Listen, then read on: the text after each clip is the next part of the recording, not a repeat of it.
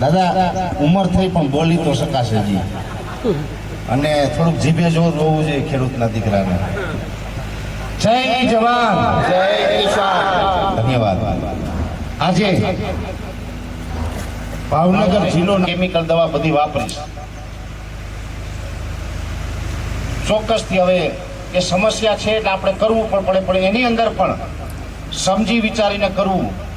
હું તો દરેક ખેડૂત ભાઈઓને એક સલાહ એ આપવા માંગુ છું.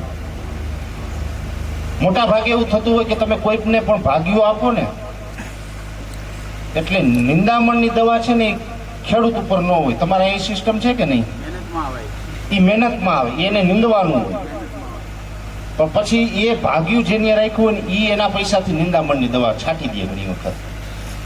તો આજે ભાગ્યાવાળા તમારી આગળ એવી શરત રાખે કે ભાઈ અમને ડીએપી યુરિયા કે આ બધું વાપરવા દો તો જ ભાગ્યું રાખવું, તમે એમાં એગ્રી થઈ જાઓ.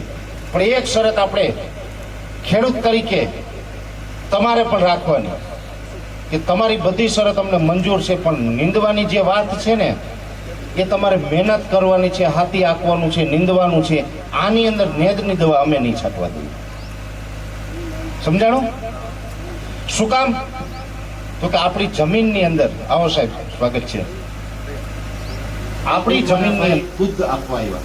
એટલે એક બેને એવા દૂધવાળા ભાઈને કીધું કે કાલે છે ને ગાયનું પણ 2 લીટર દૂધ લઈ આવજો અને ભેંસનું એટલું લઈ આવજો એમ. એટલે સાહેબ દાંત કાઢ્યા. એ કે ગાયનું કે ભેંસનું મૂળ દૂધ આવે તો સારું, નકર આ કંઈક કેમિકલ આપી જાય.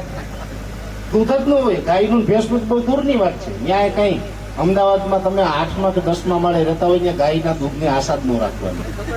અને ગાયનું દૂધ તમારે પીવું જ હોય તો વાડી આવતા જ અને બાંધી લ્યો.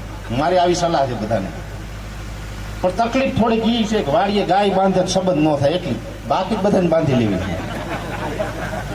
હે આમ તો આ વચ્ચે એક ટૂંકી વાત કરી દઉં. મારી એવી અંદરની અપેક્ષા છે, એક એવી ઈચ્છા છે, આપણે બધા વર્ષો સુધી પેઢીઓ સુધી ખેતી કરીને મોટા ભાગે આપણે બધા થોડુંક ઓછું ભણેલા હતા અને અભણ હતા, પણ કોઠાહૂજ હતી. અને એ અંદરની કોઠાહૂજથી આપણે ખેતી કરીને ભણેલા ન હોય ખેડૂતની ઘરે જન્મ લીધો. અપીલ છે કે આજના યુવાનો જે ભણેલા ગણેલા છે ને એને તમે ખેતીમાં લઈ આવો, ગામડામાં લઈ આવો. અને ભણેલો ગણેલો માણસ જો ખેતી કરશે ને, આપણે અત્યાર સુધી જે કર્યું ને એના કરતાં પણ કંઈક અલગ કરી અને આ ખેતીને, આ દેશને એક નવી દિશા આપી શકશે. એક ક્ષમતા આજના યુવાનમાં છે. પણ પછી આજના યુવાનો જે સિટીમાં રહીએ ને એવું વાતાવરણ તમે આપજો. પછી તમે એમ કહો કે આજના દીકરાઓને તમે સંબંધ કરો, આજના દીકરીઓ છે એના લગ્ન થયા હોય તો આજના દીકરીઓના પહેરવેશ થોડાક આધુનિક હોય તેને અપનાવવા પડે. એ એનું જીવન સ્વતંત્ર છે.